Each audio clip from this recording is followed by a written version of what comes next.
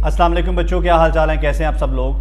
तो जैसा कि आप जानते हैं कि हमने एमडी कैट के जो पास पेपर्स हैं, एमडी कैट के लेक्चर सीरीज़ को शुरू किया हुआ है। उसके जो पास पेपर क्वेश्चंस हैं हम उनको डिस्कस कर रहे हैं। तो आज हम यूनिट नंबर 9 में आ गए हैं जी, इलेक्ट्रोमैग्नेटिक इंडक्शन।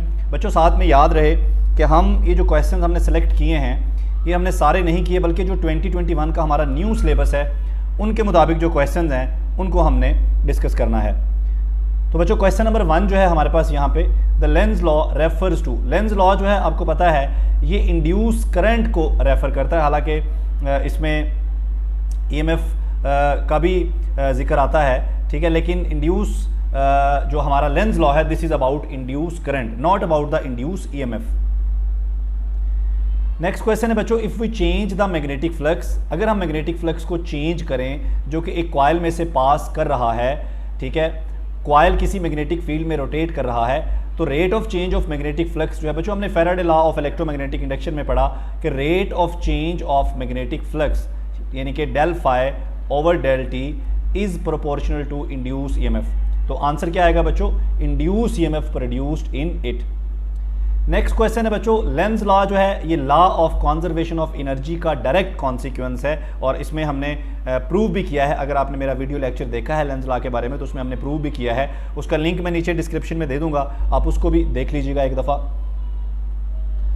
नेक्स्ट क्वेश्चन है बच्चों, the diagram shows a small magnet. एक स्मॉल मैग्नेट है बच्चों इस तरह से जो कि हैंग कर रहा है। यहाँ पर ये देखें, ये नॉर्थ पोल है मैग्नेट का और ये साउथ पोल है, जबकि इसके पास यहाँ पर एक सोलिनाइड पड़ा हुआ है, ठीक है बच्चों। अब हम क्या करते हैं, जो ही हम सोलिनाइड के अंदर एक आयरन कोर लेके आते हैं। बच्चों आयरन कोर जब आएगा सोलिनाइड के अंदर तो चूंकि सोलिनाइड के अंदर करंट भी फ्लो कर रहा है, सोलिनाइड के अंदर जो है इस डायरेक्शन में करंट भी फ्लो कर रहा है, तो आयरन कोर लाने से सोलिनाइड का जो मैग्नेटिक फील्ड है वो चेंज होगा इस आयरन कोर में, जिसकी वजह से आयरन कोर में एक इंड्यूस ईएमएफ होगा। उसकी वजह से उस इंड्यूस ईएमएफ की वजह से जो मैग्नेटिक फील्ड है वो इस बार मैग्नेट के मैग्नेटिक फील्ड को क्या करेगा बच्चों, इसको अपोज करेगा according to Lenz law.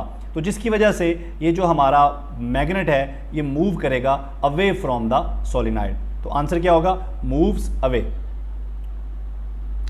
Next है बच्चों, if a rod is drag perpendicularly, तो मतलब एंगल कितना है 90 है।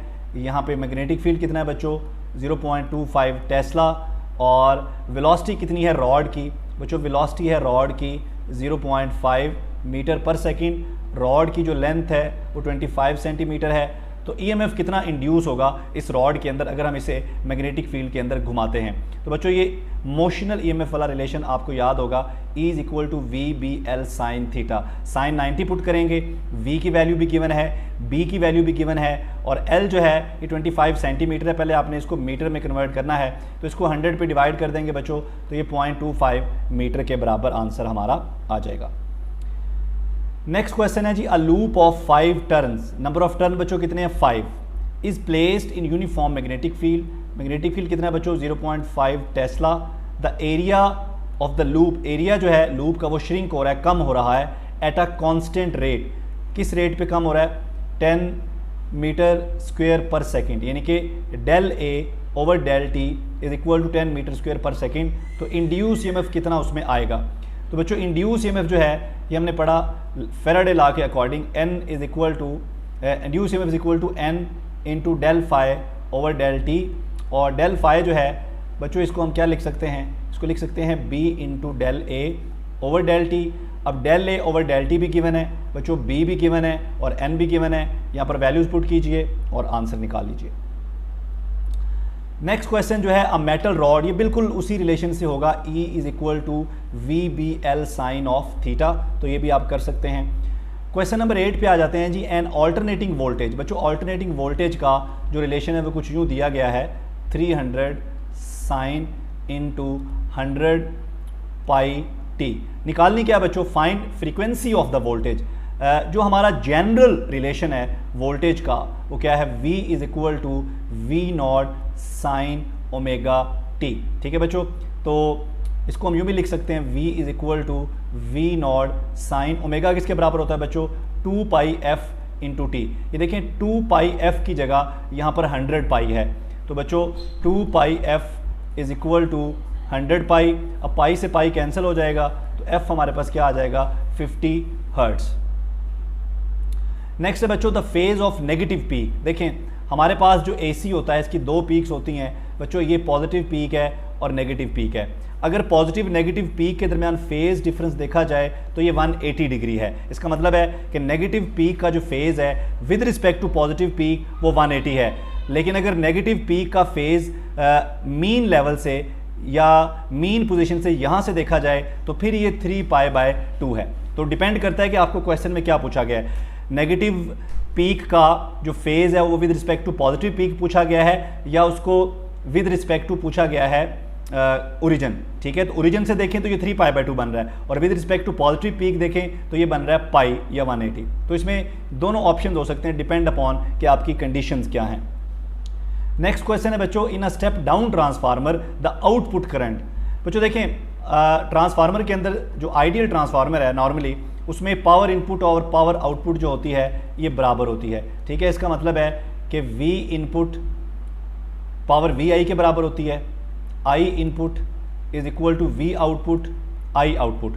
अब ये है स्टेप डाउन ट्रांसफार्मर। बच्चों स्टेप डाउन ट्रांसफार्मर में जो सेकेंडरी होती है वहाँ पर जो वोल्टेज है इसकी वैल्यू क्या हो जाती है कम, तो करंट को क्या होना चाहिए इंक्रीज, ताकि V और I का जो प्रोडक्ट है वो क्या रहे सेम, तो current should be increased. Next question है बच्चों if we give DC to primary coil. Transformer की दो कॉइल्स होती हैं प्राइमरी और सेकेंडरी। प्राइमरी कॉइल पे हम एसी देते हैं जिसका फ्लक्स चेंज होता है सेकेंडरी कॉइल में, लेकिन अगर आप डीसी दे देंगे तो डीसी का तो फ्लक्स चेंज नहीं होगा। अगर फ्लक्स चेंज नहीं होगा तो कोई ईएमएफ इंड्यूस नहीं होगा हमारे सेकेंडरी कॉइल में। नेक्स्ट है बच्चों what about the power of transformer. एक जो हमारा प्रैक्टिकल ट्रांसफार्मर होता है, प्रैक्टिकल ट्रांसफार्मर में आउटपुट पावर हमेशा इनपुट पावर से कम होती है, लेकिन जो आइडियल ट्रांसफार्मर होता है आइडियल ट्रांसफार्मर में आउटपुट पावर और इनपुट पावर्स बच्चों क्या होती हैं बराबर होती हैं। तो बच्चों इसके साथ ही हमारा यूनिट नंबर 9 के जो MCQs हैं ये कंप्लीट हो गए। ठीक है बच्चों, इससे रिलेटेड जो लेक्चर्स हैं उन लेक्चर के लिंक्स भी नीचे डिस्क्रिप्शन में दिए होंगे। ठीक है बच्चों, कोई भी प्रॉब्लम हो तो आप कमेंट करके पूछ सकते हैं। मिलते हैं नेक्स्ट लेक्चर में। थैंक यू, अल्लाह हाफिज़।